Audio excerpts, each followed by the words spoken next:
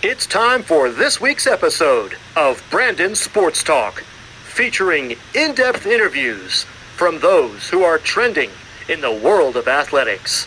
And now, here's the host of Brandon Sports Talk, Brandon Pate.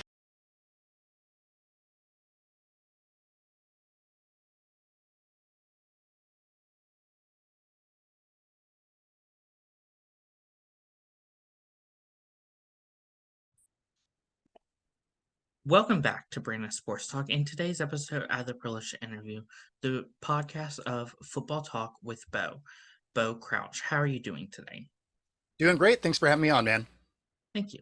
Can you talk about how you knew that you wanted to get started in coming out with a Football Talk podcast? Yeah, I played football until I was 30, and so after I retired, excuse me. After I retired, I kind of did some normal jobs, right? Because if you don't play in the NFL, you really don't make a lot of money. So although playing pro in arena was cool, you still have to have a full-time job. So I did a lot of mechanical trades. I owned a auto repair shop and then a HVAC company. But as I've gotten older, I really wanted to return to the sport that I love. And the easiest way to get back into it, because obviously my body won't let me lace them up anymore, is to be able to talk with other fans and interview players and stuff like that. So that's really kind of the driving factor behind Football Talk with Bo, is really just to hang out with other fans and talk sports and have a good time. Of course, what was your experience like getting to play in arena football professionally? It was very cool. It was very cool. It's the game is very different though. So if you're playing traditional football, which I did for the bulk of my career, um, going from your traditional football to arena is a little bit of a learning curve because in your standard football, the defense can kind of move around pre-snap, and in arena, there are receivers that get to run pre-snap. They can't cross the line of scrimmage, but they get to be at full speed, and the defense has to be set. So the defense can't move, and the offense can. So it was a very interesting transition as a defensive player because I figured there was a really good chance I was probably going to get a penalty for moving because you're not supposed to. Fortunately, I didn't, but I went into especially the first game or so thinking, man, I'm definitely getting a 10-yarder at some point. Of course, how was that transition like for you from going from playing professional in arena football to then getting into the podcast industry? Yeah, so I can say that it was easy because I mean it doesn't require much to get started, right? Like you can get as fancy with your equipment or not, and the way that YouTube and Spotify for podcast, Spotify video, or any of the other podcasts, I mean, it's so easy to sign up for those things that there's not a lot of hurdles to get started. Your biggest hurdle is not getting discouraged by the view count not being very big, especially in the beginning. Of course, how have you been able to use your time as a professional football player into talking about football? Well, I mean, that's probably an area where I didn't utilize it correctly. Like if I were to be retiring today as opposed to, you know, 12 years ago, um, it would have been an easier transition because I would have been able to start right away, and you'd be able to use some of that following that you had while you played to kind of parlay into viewership, right? And in this case, because I played long enough ago, that I don't really have any of that notoriety or anything like that. So it's starting from scratch for me. So if I were to say anything to somebody that was trying to start that was a player, start right away. Maybe even before you stop playing. Of course, what are some of the topics that you cover on your football talk? Well, so it depends on the segment, right? So I actually do cover some baseball. I have a show that's called Monday Morning Mariners. Unfortunately, this season it's a little bit of a depressing show because they have not done great. But Tuesdays. I'm going back to Mexico here in a couple of days. So it's some of these shows are kind of on hold until I get back in a couple of weeks. But Tuesday mornings, I have let's see, I have a show that's called Between the Lines, and that's actually an interview show. Monday morning, I have the Monday Morning Mariners, but I also have a standing show with Mr. U on his channel. Wednesday, I do a show with Dan Harris of Let's Talk Sports. And then Thursdays, especially once the season comes back in, I do a Pick'em show. Friday, I do a Seahawks dedicated show called Hawk Talk. And then I try and do all my shows kind of in the morning, which allows me to be able to jump on other people's shows, later in the day. Of course, with Between the Lines, what is that like, obviously getting to interview people, and who are some of the people that you've been able to interview? Yeah, so obviously it's fun, right? Like you get to you get to talk to people about their experiences, and I don't leave it to only players. Like I interviewed a friend of mine, Marin, who was a Seagal, so Seahawks cheerleader for a few years. I've done. I got to interview camera guy Stephen Basing. So if if you look him up, he's a photographer for USA Today, and he does basically all Seattle sports. He does, the NFL, XFL, MLB, soccer, NHL. He just got done doing some of the playoff games for the Kraken just before they got knocked out by Vegas. But so some of those are really fun. I do have a show that's coming up, still working out the details for Lonnie Martz, who was a linebacker for the Chiefs and Tampa Bay Bucks. So that one will probably happen, a week or two after I get back from Mexico. So, there's some fun ones. They're all fun, really. They're all fun. Of course, what is that like, obviously getting to cover the NFL, but not just the NFL, covering the XFL and even the USFL? Yeah, so they're different, right? So one thing that's kind of nice about moving back to Seattle is it's going to be, since I'm closer to the sport now, it's going to be cool to get into some of these. Obviously, the NFL is going to be the hard one to get my media credentials for, but things like the XFL, because they have the Sea Dragons here in Seattle, and going to some Mariner games, stuff like that, I think will be, it'll all be fun. Of course, what would that experience be like, getting to cover the Seattle Seahawks and the Seattle Dragons for your podcast? Well, obviously it's great, right? Because you get some extra exposure, not just for being there, but by having current players and stuff on your show. One of the guys that I interviewed just before the draft, he was entering the draft as a quarterback. He ultimately didn't get picked up, but he's still working. He's going to a couple of workouts, NFL workouts here in, I think it's in July. And then he's also taken a look at, some of the USFL and XFL teams.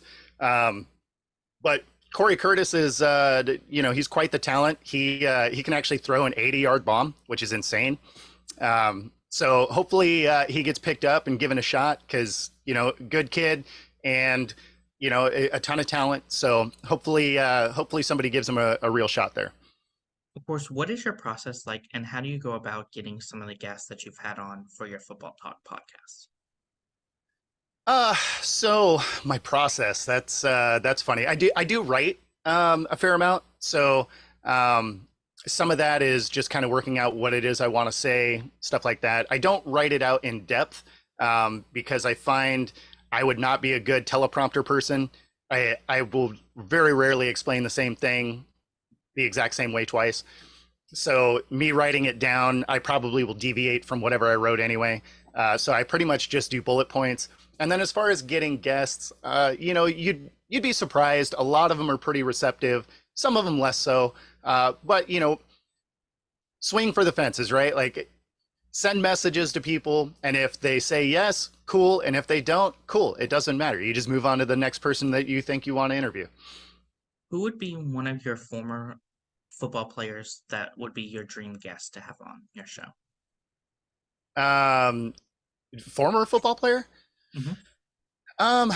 So I've said this a couple of times on various shows. I think it would be really fun to interview Ryan Fitzpatrick, just because he is hilarious. He's one of those guys that it would be fun to just go have a beer with him.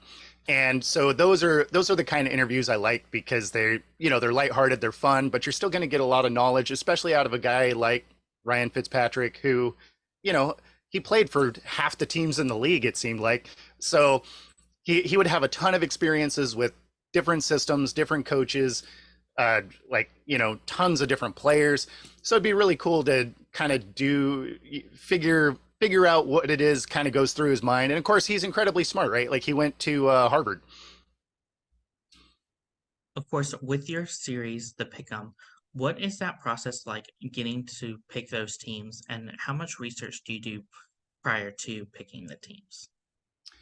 So, I mean, picking the teams is a evolving thing, right? Because you have to keep an eye on the league. You got to look at, potential suspensions, injuries, who's going to be pulled out of the lineup for maybe just a healthy scratch that, maybe they just didn't have a good week in practice, or, just some not necessarily out of the game, but underlying injuries to, say, running backs and receivers and stuff. So when you're doing pick 'em, it really comes down to matchups. And so if you had a team that, is mostly beating people, but historically struggle with a team, like we'll do Seattle, for example. There's going to be one of the games against the Rams, even though the Rams are probably not going to have a great season because they, traded a lot of their top guys away. They got a lot of rookies. They don't have a lot of cap space, so they can't really bring anybody else in. But you can bet, because for whatever reason, the Seahawks struggle with the Rams, they'll probably split games with the Rams, right? So they'll probably win one, they'll probably lose one. So when you're doing weekly pick'em, you'll kind of see how each of those teams are doing to that point in the season to, kind of pick where it is you think that game is going to go. And I mean, sometimes it doesn't work out, right? You end up picking, a team that should blow someone out, and then somehow the Texans win the game. So, you never know. But if you can play pick'em at a, like a 60% accuracy, you'll probably win your pick'em league. Of course, what is that like, obviously getting to cover the XFL during the off season of the NFL?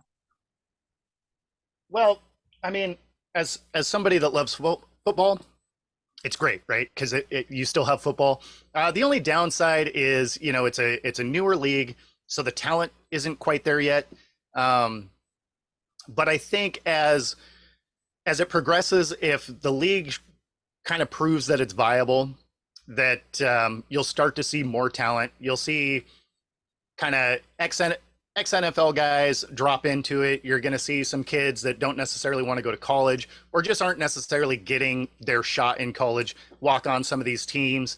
And so you'll get some surprises from the XFL, USFL, stuff like that. And it gives them another option rather than just college or just the CFL. It kind of gives them that minor league type feel. And, hopefully those leagues become sustainable and you see that talent level come up. Because, I mean, as it sits right now, you're kind of watching some bad football. Of course, what are some of your future plans for your podcast, Football Talk with Bo? Yeah, just to continue to grow, right? And I would love to get my media credentials so I can get in and actually cover some games at the stadium. And ultimately, if I can get this to progress into a full-time job, would be ideal. As it sits right now, it's not. But, working towards it every day. Of course, what would that feeling be like, obviously, to get those media credentials and getting to go to games like the Seattle Seahawks to cover them? No, it'd be awesome, right? And it's necessary, really, for me to be able to progress into where I would want this to go. You kind of need those things, because are you going to go to every game? Of course not. But if you get those media credentials, then you can do, some of the games. You can get to, some of the OTAs and preseason workouts and stuff like that. But it also gives you a history of being able to get into these things. So then all of a sudden it's easier to get those credentials for the draft and like the Hall of Fame game and, stuff like that. So getting media credentials, even if it's just one of them to start, would be a huge step forward, obviously for me and my podcast as far as growth. Of course, what are some of your future plans, and what are some things that you learn now that you didn't know beforehand? Well, I mean, future plans is definitely to just keep growing. And then as far as things I know now that I didn't know before, is literally everything I know now. So I did some research to start, probably less than I should have, but I kind of live life in the way of experience is something you get just after you needed it, right? So I just kind of do some research, figure out what it is I need to get started, and then start. And it usually pays off. Sometimes, along the way, you're like, oh, yeah, okay, I'm kind of dumb. Probably shouldn't have done that. But, it's part of the process. But yeah, I mean, the biggest thing is getting started. And it's probably better that, some of my early shows were really in front of nobody, right? Because they probably weren't very good. I don't go back and watch anything. So most of my shows I do live, because I find if I don't do it live, then I want to change things. And then inevitably it just never ends up getting produced. Whereas if I do it live and I mess up, it's too bad. It's already out there. So I kind of do it that way. But yeah, I mean, it's, yeah. I would say everything has been a learning experience along the way. The one thing I will say, though, is the other podcasters kind of in the sports arena here are awesome. Definitely recommend, meeting some of those people and, collabing for sure, because everybody's starting out. Everybody's trying to, find their niche, find their people, whatever. And so it's really great to get in there, talk with people, see struggles they're having that either you are or you've experienced and overcome, or vice versa.